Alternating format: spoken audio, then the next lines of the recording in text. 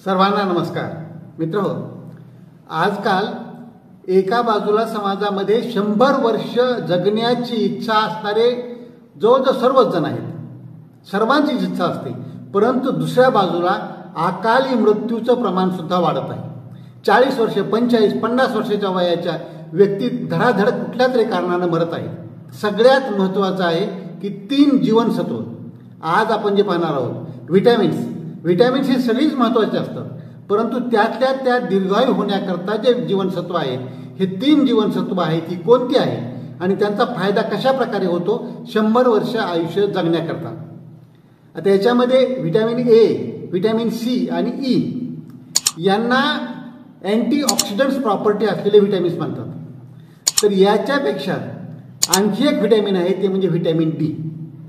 तर यांचा उपयोग हे दीर्घायू होण्याकरता 100 वर्ष जगण्याकरता कशा प्रकारे होतो, फक्त यांचं शरीरामध्ये प्रमाण चांगलं असलं पाहिजे याची काळजी घेतली पाहिजे. नंबर 1ला आपण पाहूया की व्हिटॅमिन डी. तर व्हिटॅमिन डी मुळे इम्युनिटी वाढते, रोगप्रतिकारशक्ती वाढते, हाडं मजबूत होतात, माणसाचा मूड चांगला राहतो, मानसिकता चांगली राहते आणि मानसिकता चांगली राहिल्यामुळे काय होतं, तो पॉझिटिव्ह गोष्टी करायला लागतो, चांगल्या गोष्टी, ॲक्टिव्ह बनतो, सक्रिय राहतो. तसंच याच्यामुळं मग काय होतं, सक्रिय राहिल्यामुळं वजन नियंत्रणात राहतं आणि कॅन्सरचा धोका, हृदय विकाराचा किंवा हार्ट अटॅकचा धोका कमी होतो. म्हणजे एवढे सगळे फायदे त्याच्यामुळे होतात. तर हे व्हिटॅमिन डी कशातून मिळतं आपणाला माहिती आहे की सूर्यप्रकाशात कोवळ्या उन्हामध्ये दररोज अर्धा तास तरी अंदाजे वेळ घालवला तर हे व्हिटॅमिन डी बऱ्या प्रकारे शरीरात चांगल्या प्रकारे राहतं. तसंच आहारामधून मासे आहे, तसंच फिश लिव्हर ऑइल आहे जे मार्केटमध्ये मिळतं, याच्यामधून किंवा अंडे असतात किंवा पनीर आहे, दूध आणि दुधाचे प्रॉडक्ट्स आहेत, याच्यामधून व्हिटॅमिन डी मिळतं. तर यांचा आहारामध्ये समावेश असू द्यावा आणि व्हिटॅमिन डीची लेवल वर्षातून एकदा तरी पाहावी आणि ती चांगल्या प्रकारे नॉर्मल राहील याची काळजी घेतली पाहिजे. दुसरं व्हिटॅमिन आहे व्हिटॅमिन सी. हे आहे पाण्यात विरघळणारं व्हिटॅमिन. जिथं जिथं आंबूस चव असते, आंबटपणा, थोडा आंबूस गोड, अशा ठिकाणी व्हिटॅमिन सीचं प्रमाण जास्त असतं. तर व्हिटॅमिन सी हे अँटीऑक्सिडंट म्हणून तर चांगलंच आहे, रोगप्रतिकारशक्तीही वाढवतं, परंतु जे फ्री रॅडिकल्स असतात, जे शरीरामध्ये पेशींना खराब करणारे घटक तयार झालेले असतात, त्यांचा नायनाट करण्याचं काम करतं किंवा त्यांना न्यूट्रल करायचं काम करतं. तसंच कोलॅजनचं प्रमाण शरीरामध्ये वाढवतं, जे त्वचेच्या खाली असतं आणि हे कोलॅजन वाढल्यानंतर त्वचा टवटवीत तारुण्यपूर्ण अशी दिसते.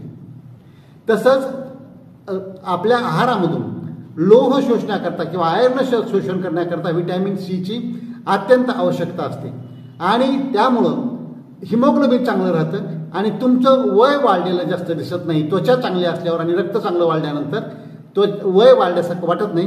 तर हे कशामध्ये मिळतं, तर आत्ताच आपण पाहिलं की आंबट चव ज्याची असते तिथं तिथं व्हिटॅमिन सी असते. तर ब्रोकोली आहे, तसंच शिमला मिरची, याच्यामध्ये पण व्हिटॅमिन सी असतं, किवी आहे आणि सगळी फळं आंबट असलेली, आंबूस असलेली, बेरीज वगैरे असतात, स्ट्रॉबेरीज, ब्ल्यूबेरीज, ब्लॅकबेरी, तर याच्या सगळ्यामध्ये किंवा आपली हंगामी फळं जे असतात त्याच्यामध्ये पण व्हिटॅमिन सीचं प्रमाण चांगलं असतं. आपलं खायचं लिंबू जे असतं हे चांगल्याच स्त्रोत आहे व्हिटॅमिन सीचा. तसंच आवळा हे पण चांगलं आहे. म्हणून याचं प्रमाण शरीरामध्ये चांगलं राहिलं पाहिजे. इथं व्हिटॅमिन टॉक्सिसिटी होण्याचा किंवा अतिशय जास्त डोस होण्याचा प्रश्न येत नाही, कारण हे वॉटर सॉल्युबल व्हिटॅमिन आहे. थोडं जास्त झालं तरी सुद्धा ते लघवीमधून निघून जाईल. आता ज्याच्या पूर्वी आपण पाहिलं व्हिटॅमिन डी आणि यानंतर जे पाहणार आहोत व्हिटॅमिन ई, हे मात्र फॅट सॉल्युबल व्हिटॅमिन आहे. म्हणून यांच्या लेवल चेक केल्या पाहिजेत आणि प्रॉपर लेवलला राहिला याचीच काळजी घेतली पाहिजे. त्याचा अतिशय जास्त डोस सुद्धा कामाचा नाही, त्याचे दुष्परिणाम होतात. तर आता व्हिटॅमिन ईचं आपण पाहूया. हे तिसरं व्हिटॅमिन महत्त्वाचं 100 वर्ष जगण्याकरता. तर हे चांगल्या प्रकारे अँटीऑक्सिडंट तर आहेत, हे पण फ्री रॅडिकल्सला न्यूट्रल करायला किंवा त्याचं जे नुकसानकारक परिणाम असतात ते नाहीसे करायला कारणीभूत होतं किंवा तसे मदत करतं. तसंच वय वाढणं हे पण थांबवतं. त्वचा व्हिटॅमिन ईमुळे चांगल्या प्रकारे चकचकीत किंवा टवटवीत राहते. तसेच जुनाट आजार जे असतात, ज्याला आपण क्रॉनिक डिसीजेस म्हणतो, जे शरीरामधून वाढलेले असतात, असे आजार कंट्रोल करण्याकरता, नियंत्रणात ठेवण्याकरता पण व्हिटॅमिन ईचा चांगल्या प्रकारे मदत होते. व्हिटॅमिन ई हे मेंदूकडून ज्या नसा येत असतात आणि ज्या शरीरामध्ये पोचतात, ज्याला आपण नर्व्ज म्हणतो, याचं फंक्शन चांगलं करण्याकरता पण हे कार्य करतं. म्हणून त्याचा तिथे पण उपयोग चांगल्या प्रकारे होतो. तसंच त्वचेसाठी पण हे चांगलं असतं, रोगप्रतिकारशक्ती पण वाढते आणि मेंदूकडे हे चांगलं काम करत असल्यामुळं स्मृती तुमची किंवा विसराळूपणा वाढत नाही, तुमच्या सगळ्या आठवणीत राहायला सोपं जातं. म्हणून विद्यार्थ्यांच्याच दृष्टीनं सुद्धा व्हिटॅमिन ई हे चांगल्या प्रकारे त्याचा रोल आहे. आता हे कशात मिळत असतं तर हे पालकमध्ये चांगल्या प्रमाणात असतं, ड्रायफ्रुट्स असतात वेगवेगळ्या प्रकारचे त्याच्यामध्ये असतं, वनस्पती तेल जे असतात वेगवेगळ्या प्रकारचे व्हेजिटेबल ऑइल्स याच्यामध्ये व्हिटॅमिन ईचं प्रमाण चांगल्या प्रकारे असतं.